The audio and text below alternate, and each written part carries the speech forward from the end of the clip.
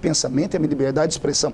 Eles lutam pela liberdade sexual deles. Só que antes da liberdade sexual deles, que é secundária, tem que ser permitido a minha liberdade intelectual, a minha liberdade de expressão. Eu posso pensar. Se tirar o meu poder de pensar, eu não vivo. Eu vegeto e morro. Deixa eu fazer outra pergunta agora sobre costumes e suas convicções a respeito de gays. O senhor me corrija, mas até onde eu vi vídeos na internet, o senhor sugere que a AIDS é uma doença gay. No entanto, há muitos heterossexuais com o vírus da AIDS. Por que a AIDS seria uma doença gay? Quando eu citei isso, eu estava num momento de muita pressão por esse grupo. Eles acabam destruindo a paz de qualquer ser humano. Eles perseguem a minha família, perseguem minhas filhas, eu tenho crianças. E naquele momento eu falava sobre o porquê as pessoas não falam mais de AIDS no Brasil. Ora, a AIDS desapareceu, Fernando? A AIDS não desapareceu. Pegue a última declaração do ministro Padilha sobre a AIDS, ele vai dizer: a AIDS cresceu no país nos últimos 2 anos em 50%. Desses 50%, o grupo que mais corre risco e mete medo no Ministério da Saúde é o grupo de homossexuais. Eles ainda são o grupo de risco mais perigoso e que acabam passando esse vírus com mais facilidade. Luiz Motti, num programa do Jô Soares, disse assim que ele, em pouco tempo, em pouco mais de 10 ou 15 anos, teve 500 parceiros homossexuais. O estilo de vida homossexual é perigoso. Mas então, ainda assim, o senhor acredita que é uma doença dos gays? Vou continuar dizendo. A princípio, quando ela chegou no nosso pensamento, no nosso Brasil, no Ocidente, veio como sendo, e não fui eu que coloquei esse título. Procure na internet, vocês vão encontrar. A AIDS era uma doença gay. Sabemos que hoje o grupo aumentou. Não é apenas os gays que propagam a AIDS. Nós temos aí o problema com drogas, os usuários de drogas, etc. Então foi um momento de descuido, foi no talvez? Momento, isso. Eu falei ali no fervor do momento, eu estava emocionado, pode pegar as palavras, o vídeo você vai ver sobre isso. E eu estava tentando dar uma declaração, dizendo que esse movimento, eles se protegem tanto que ninguém pode falar nada e ninguém mais fala de AIDS no país.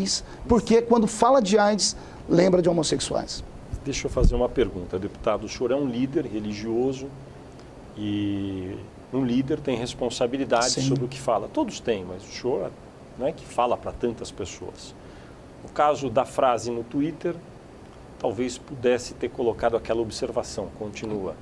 No caso agora da AIDS, doença dos gays, talvez pudesse ter sido um pouco mais comedido ao falar. O senhor não se excede com muita frequência? Veja só, são 2 assuntos, foram em 2 momentos, o assunto dos gays e o assunto, entre aspas, aí do racismo. Algumas dessas declarações eu dei há anos atrás. O senhor não daria mais essas declarações dessa forma? Hoje pensaria de outra forma para falar, porque hoje eu começo a entender o que é a vida pública. Eu nunca havia sido nem vereador, né? Eu tive essa expressão de votos aí, e as pessoas que votaram em mim, votaram porque sabem que eu sou contundente nos meus posicionamentos e corajoso. Hoje usaria outros tipos de palavras, talvez falaria as mesmas verdades de outra forma. Existem várias maneiras de dizer uma verdade, né?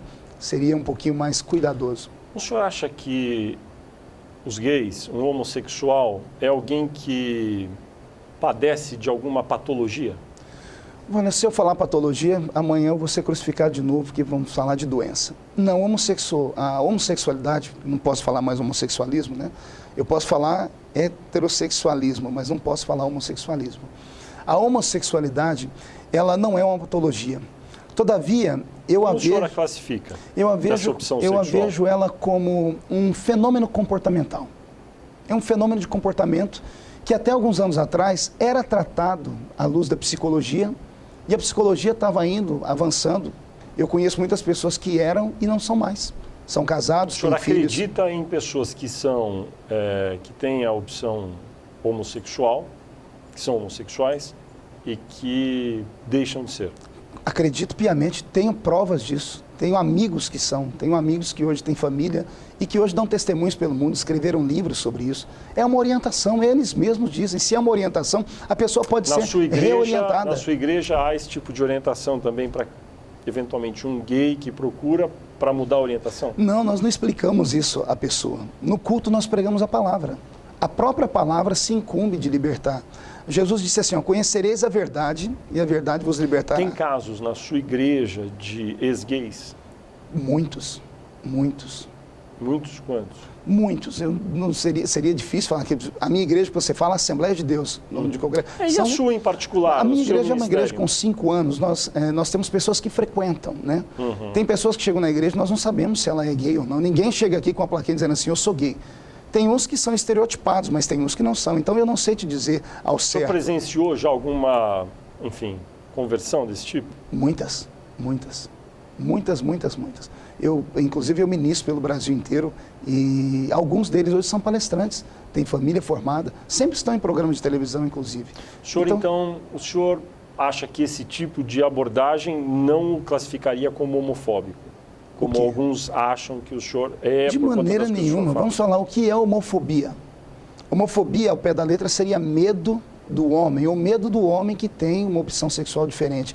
E esse medo se tornaria uma patologia, porque ele seria tão agressivo que levaria ao ódio. E o ódio ao crime de assassinar um gay. Eu não sou homofóbico. Eu sou um líder religioso, creio na Bíblia Sagrada. O meu livro de cabeceira, o livro que me regra, o livro que mudou minha vida é a Bíblia. E a Bíblia Sagrada é contrária à prática homossexual.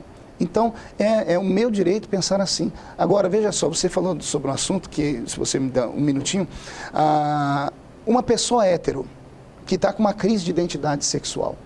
A pessoa cansou de namorar uma mulher, um homem cansou de namorar uma mulher e ele está com um problema psicológico, ele vai ao Conselho de Psicologia Federal ou a um psicólogo e diz, olha, eu queria me reorientar, eu não sei, de repente eu passei a ter uma paixão por pessoas do mesmo sexo. O psicólogo está amparado pela lei do Conselho de Psicologia Federal para cuidar da pessoa. Se houver alguém no sentido contrário, um homossexual, ele cansou desse estilo de vida, de repente ele viu que não dá certo, ele quer se reorientar, ele procurar um psicólogo e falar assim, olha, eu sou homossexual, mas eu quero voltar, eu quero que você me ajude a voltar como eu era antes quando eu nasci. Eu gostava de mulher ou eu gostava de homem, eu quero que você me ajude a reorientar. Sabe o que o psicólogo vai dizer para ele? Por favor, saia do meu consultório agora, porque se alguém souber disso, eu vou ser cassado pelo Conselho de Psicologia Federal. É uma desproporcionalidade. Você pode para um lado, mas não pode para o outro. O movimento GLBT se levanta com uma doutrinação nacional. Eles se levantam nesse nosso país com uma ditadura gay, e eles forçam as pessoas a pensar o que eles querem. Veja agora, por exemplo, as manifestações contra mim sobre os artistas. Começaram a dar beijo na boca, não foi? Vários artistas fizeram isso. Você viu algum artista masculino dar um beijo na boca de um outro artista masculino? Não tem. Por quê?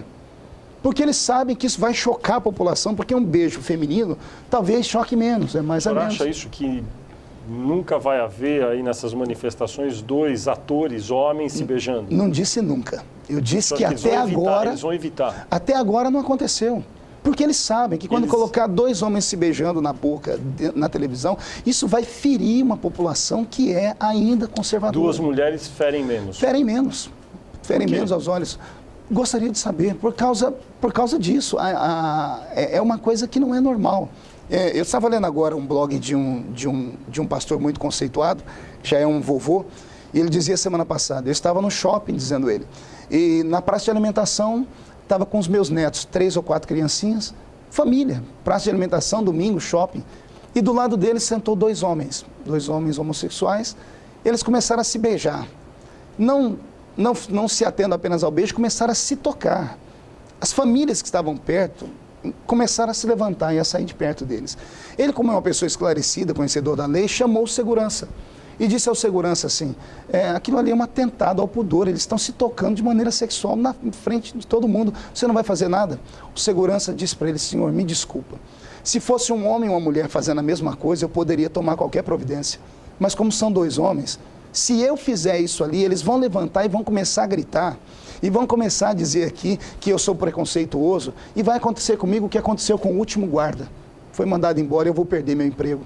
Então, por favor, perdoe, eu não posso fazer nada contra eles. É isso que o senhor chama de ditadura gay? Ditadura gay, eles impõem goela abaixo o sistema de vida deles, o estilo de vida deles. Eu não sou contra. O senhor é contra que 2 homens ou 2 mulheres em praça pública se beijem? Sou, porque... É só um beijo, deputado? Mas é um beijo na boca, é um beijo que mostra muita intimidade. Veja um casal hétero se beijando na Há boca. 50 ou 100 anos, vários países e sociedades eram contra homem beijar mulher em praça pública. Daí evoluiu-se. Hoje é normal. Você não acha que é normal que aos poucos o beijo entre um homem e um homem, uma mulher também vá? Querido Fernando, citar para você o grande Freud. Né? Freud dizia assim, o que uma criança vê, ouve e sente de 0 a 7 anos, e depois se estende até os 12, será a base da construção do seu caráter. Quando você coloca isso exposto publicamente, põe uma criança a olhar, isso vai gerar na criança curiosidade, vai mexer com a mente dela e vai tirar dela a figura que ela tem de casa. Se o senhor pudesse, o senhor faria uma lei para proibir beijos entre pessoas do mesmo sexo? Não faria lei, eu apelaria para o bom senso, apelaria para que as pessoas tivessem um pouquinho mais... Hoje não tem uma lei sobre isso, não hoje tem, é permitido. Não tem, talvez nem hoje vai é permitido. ter. Não tem nem vai ter, né? Até porque alguns deputados até batem no peito. Tem uma deputada aqui do Distrito Federal que diz, agora existem mais beijos em praça pública, agora existem mais isso ou mais aquilo. Veja a parada gay, a parada do orgulho gay. Veja o que acontece nas paradas, entre no meio deles. Eu lembro que em 2007 saiu, na Folha de São Paulo, no órgão de imprensa seu, em 2007 está lá. Os gays distribuíram na parada gay uma cartilha ensinando como usar corretamente a cocaína. Não usar nota de dinheiro, usar um papel assim, fazer um pito assim ou de outra forma. Ou seja, eles dizendo que... de certa forma, dizendo, existe aqui quem vai cheirar cocaína nessa passeata, existem pessoas que vão fazer sexo ali no meio, que isso acontece, tem vídeos na internet sobre isso. Então, o estilo de vida deles, a liberdade que eles querem, não é uma liberdade de serem, é uma liberdade sexual pública. Paradas gays existem no mundo inteiro. Sim. A chance de elas deixarem de existir é zero. Há um clima de mais liberdade sobre esse tipo de manifestação. Quando o senhor fica falando isso... Para quem que o senhor está pregando? Porque não serão banidas as paradas gays. Eu não estou falando para ser banida. Eu estou falando para que as pessoas, ao se manifestarem, pensem 2 vezes no que vão fazer. Querem brincar, brinquem. Querem cantar, cantem. Querem dançar, dancem. Mas ir para a parada gay e pegar a imagem de um santo católico e ficarem se bulinando na frente de todo mundo, isso é desrespeito, Fernando. Isso é desrespeito. Pegarem figuras públicas e malharem em praça pública, isso é desrespeito. Darem gritos e acusarem pessoas, como fazem comigo, isso é desrespeito. Virem ao Congresso Nacional e subirem em cima das cadeiras, isso é desrespeito. Então isso não é democracia. Democracia é a liberdade do contraditório. Podemos conversar, mas em alto nível. Homofobia, PL 122, projeto de lei 122. O senhor tem restrições a esse projeto? Completamente. Ele poderia ser adaptado para criminalizar atos de homofobia? Veja só. De alguma forma que seria aceitável para o senhor ou não? Esse pessoal luta tanto por esse tipo de direito que eu não sei o porquê. Já existe no Código Penal um sem número de crimes que beneficiam, inclusive, ao homossexual. Toda pessoa que é constrangida, toda pessoa que é humilhada, toda pessoa que sofre violência, já tem no Código Penal os crimes que possam penalizar. Você acha desnecessário esse tipo de completamente, porque se for abrir esse presságio, vamos criar também a lei que criminaliza quem é contra o índio, a lei que criminaliza quem é contra o caolho, a lei que criminaliza quem é contra o careca, a lei que criminaliza quem é contra o banguelo, porque todas essas pessoas também sofrem bullying. Todas as pessoas também sofrem. Então o PL 122, do jeito que ele está, ele não passa. Já tentamos, Fernando, já tentamos conversar com as pessoas, com os relatores, para fazermos um substitutivo, mas o movimento vem de cima para baixo e grita, tem que ser aprovado do jeito que está. E do jeito que está, acabou a minha liberdade de expressão. Eu estou hoje sofrendo o PL 122 sem ser votado. O que acontece comigo agora vai acontecer com todos os pastores e padres do Brasil inteiro. O que está acontecendo comigo nas portas da minha igreja, entrando eles dentro dos cultos onde eu estou. Sobre liberdade de expressão e religião, a propósito, o Brasil é um país laico, não é? Um Estado laico, mas órgãos públicos no Brasil, em geral, não todos, mas a maioria, ostentam ícones religiosos, em geral uma cruz. O senhor acha correto? Laicidade não significa ateísmo. Não, claro, mas ainda laicidade significa que o Estado, ele não comanda a igreja não comanda o Estado. Quando há uma cruz, não há ícones de outras religiões, não é? Sim, exatamente. Nesse caso, não há um descompasso? Há um descompasso? Ao colocar a cruz ali, não está dizendo que o Estado é cristão, mas que a maioria daqueles que ali estão lutaram por aquilo. Os outros lutem para colocar os seus ícones. Você acha que o ideal seria o quê? O ideal para mim, eu sou cristão, eu não vou fugir à regra. Eu fico muito feliz quando começamos a ordem do dia e o presidente de pé diz sobre a proteção de Deus. E ao lado esquerdo dele tem uma Bíblia. O nosso país foi fundado ao lado de uma cruz. Se formos começar a falar desse jeito... O senhor acha que seria desejável um sincretismo maior? Vamos estender aqui o debate. Se isso for acontecer, se é para tirar a cruz de dentro dos espaços públicos... O senhor é a favor da manutenção? Sou a favor porque sou cristão. Quando eu olho para ela, eu vejo justiça e vejo piedade. Imagine se formos para tirar isso, o que nós vamos fazer com a metade dos estados brasileiros que tem nome de santo?